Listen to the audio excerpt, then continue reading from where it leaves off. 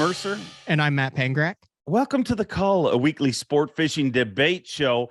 And there's been a lot of debate over the last few weeks about two idiots that left lead inside a walleye.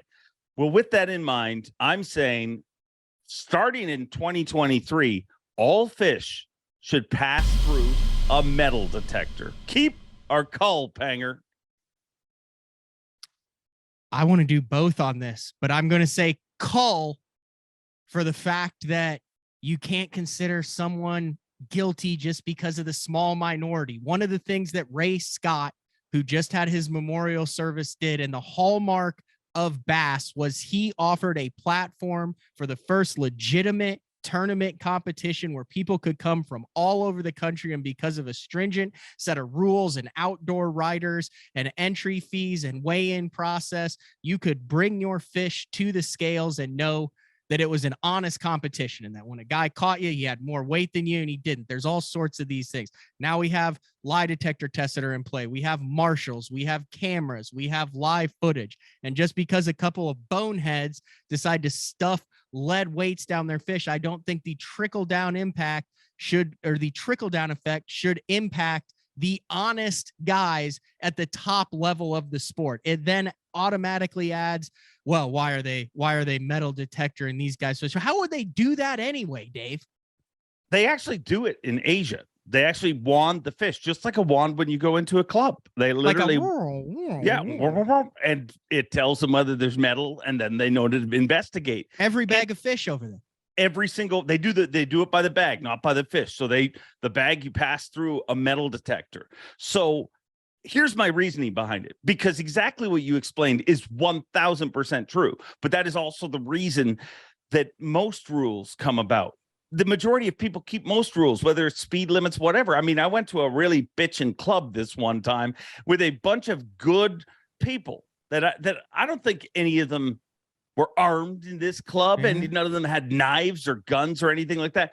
But I guess there is this like 0.5% or 1% scum dude that wants to go in a club and cause some troubles. Right. And hey, I don't want to get yelled at by a bunch of Americans who have conceal and carry. That's fine if it's legal in your area. But in most clubs, you can't bring in a gun. Right. That's what I'm saying. So I just got really scared there for a split second, Panger. I see where you're going with it. No, that makes sense. So when you go in that situation, you're doing it because to keep the crazies away. Yeah. And here's the number one reason. Not only does it give you peace of mind knowing that's not happening, but this is probably the most public thing that's ever happened to the sport of fishing in our lifetime. I literally think, I don't think, take all the classic winners and everything, none of them got the publicity that those dudes got internationally, worldwide. It gives an answer, because for the rest of our lives, we're going to hear about those idiots. And, well, who tells you? Well, how do I know that's not happening at Bass? How do I know that's not happening at MLF or different things like that? You don't, unless we give an answer for it. And you can say, well, you know what? Because of those boneheads, we went and bought some of these fancy wands, and we now wand the bass. And I don't want to slow down the way in any. Trust me. I don't think it would. I think you bring it up, you pull your fish out, the guy goes, won't, you're good, and you're in the tanks and you're none the wiser. But optics too then would be, hey, here's another step they're taking to preserve the integrity. And it has happened before in bass tournaments at the professional level, both big bass tournaments, team events, individual tournaments.